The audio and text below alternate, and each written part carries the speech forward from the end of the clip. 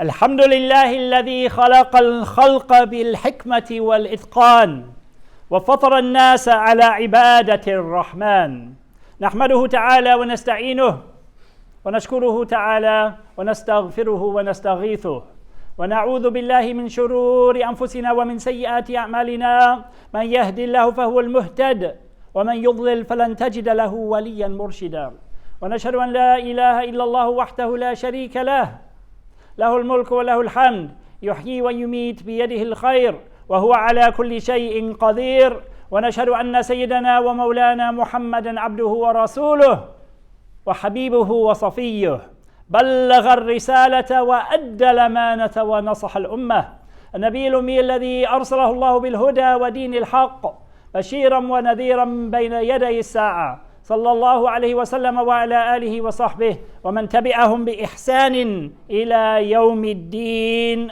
أما بعد فيا عباد الله اتقوا الله حق تقاته ولا تموتن إلا وأنتم مسلمون يا أيها الذين آمنوا اتقوا الله وقولوا قولا سديدا يصلح لكم أعمالكم ويغفر لكم ذنوبكم ومن يطع الله ورسوله فقد فاز فوزا عظيما اتقوا الله فيما أمر وانتهوا عما نهى عنه وزجر. If you look at the world around us, you will see that everything, from the largest galaxies to the smallest protons and neutrons, has a role to play in existence. Everything is in harmony and balance, and in the place and the time where it should be. Indeed, the physicists tell us that were just one variable to be out of place, nothing that we see around us in this world, nothing that we take for granted, could have been possible. For instance, change the orbit of the Earth, and we would not have had air to breathe, nor water to drink. Life would have been impossible. Everything does exactly what it has been created to do, fulfilling its role to the letter. When Allah subhanahu wa ta'ala asked the heavens and the earth, and by extension everything within them, whether they would accept the role that had been allotted to them, they replied, Atayna ta'i'in, the translation of which is, we come willingly, we do it willingly. And this is true of everything.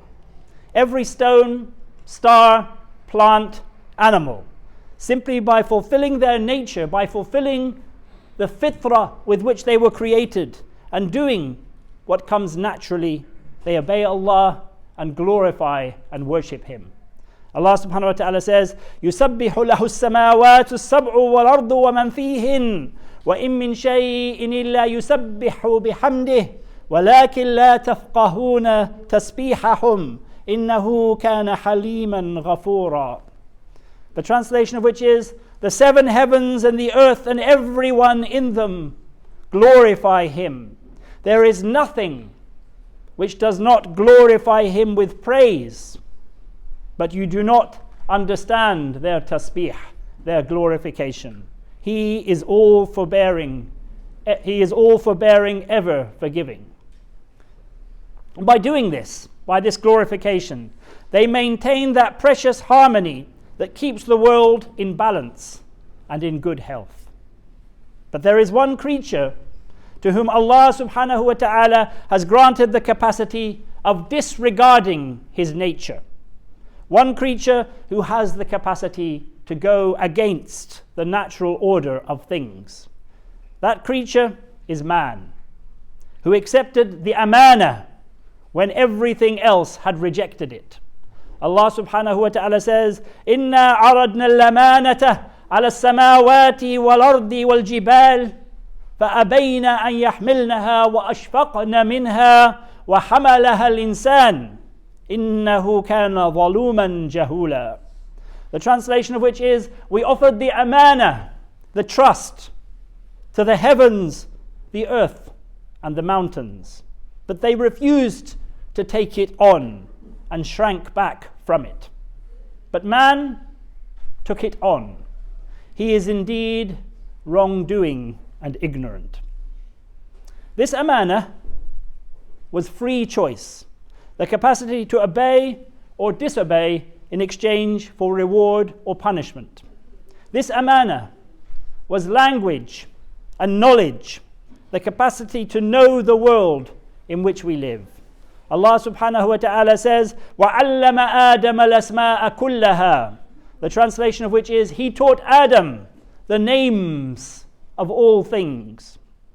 But these gifts, which Allah subhanahu wa ta'ala has most definitely given to man, these gifts do not come without their dangers.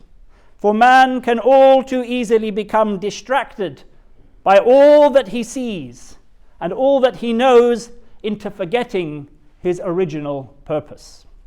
He can become deluded by his unique role in existence into seeing himself as important and self-sufficient, and everything else as simply subservient to his needs.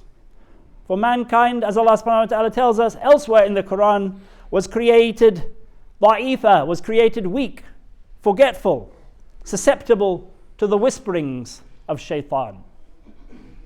And that is why the angels were so astonished when Allah subhanahu wa ta'ala chose to make man his khalifa on the earth, saying, أَتَجْعَلُ فِيهَا مَنْ يُفْسِدُ فِيهَا وَيَسْفِكُ الدِّمَاءَ وَنَحْنُ نُسَبِّحُ بِحَمْدِكَ وَنُقَدِّسُ لَكَ.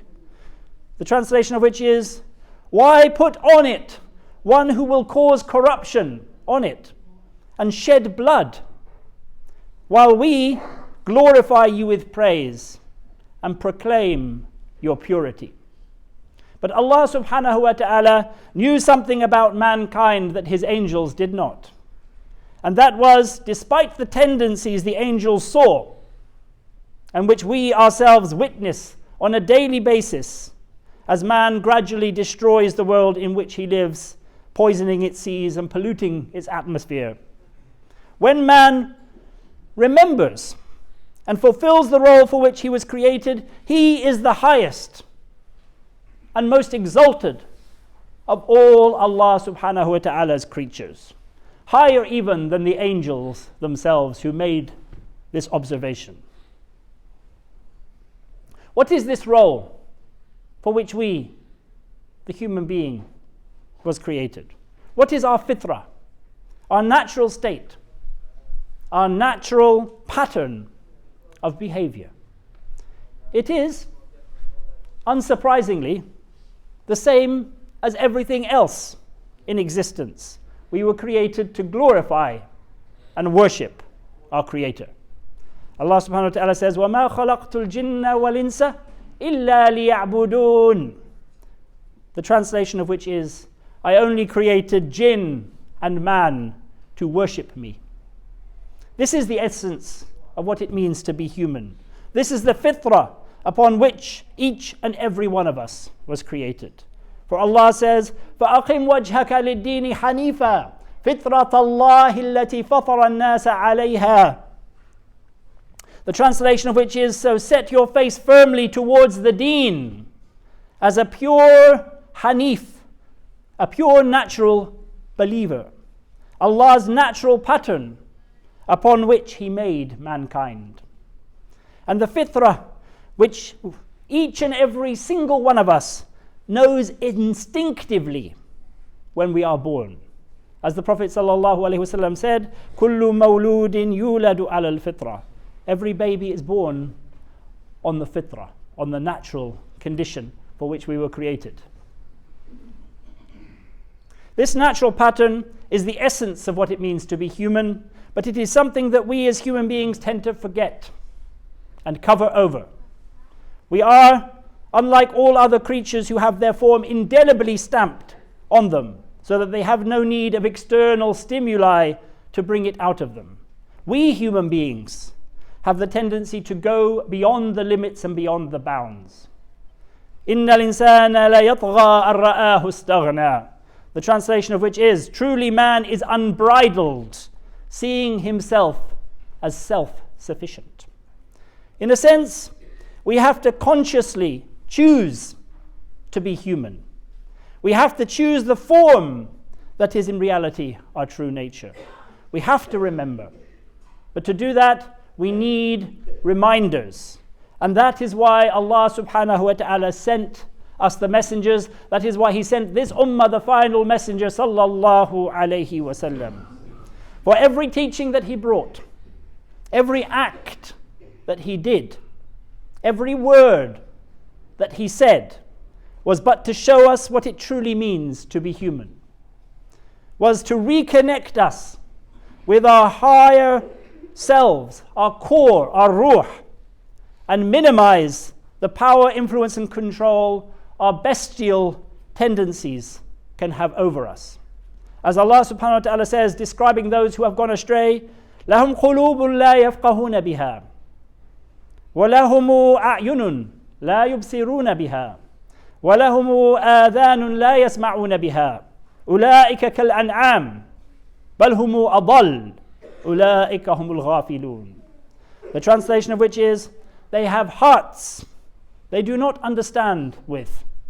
They have eyes they do not see with. They have ears they do not hear with. Such people are like cattle. No, they are even further astray. They are the heedless and unaware. Islam, far from being a suppression of human nature, is the ultimate celebration and fulfillment of human potential. Islam is the deen of Fitrah. So we ask Allah subhanahu wa ta'ala to grant us the success to rediscover our humanity and follow the example of that most perfect human being, our noble guide and messenger, Muhammad sallallahu alayhi wa sallam. أقول قولي هذا وأستغفر الله لي ولكم ولسائر المسلمين من كل ذنب فاستغفروه إنه هو الغفور الرحيم. اللهم صل.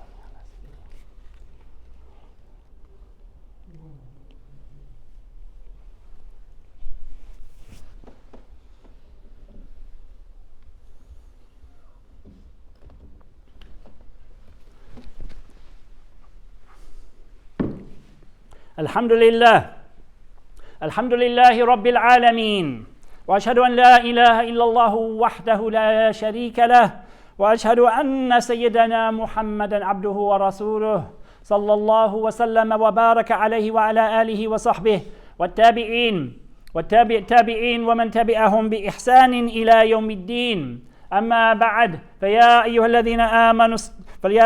الذين آمنوا اتقوا الله ما استطعتم واسمعوا وأطيعوا وأنفقوا خيرا لأنفسكم. يا عباد الله أوصيكم وإياي بتقوى الله وطاعته وأحذركم وإياي عن معصيته ومخالفته.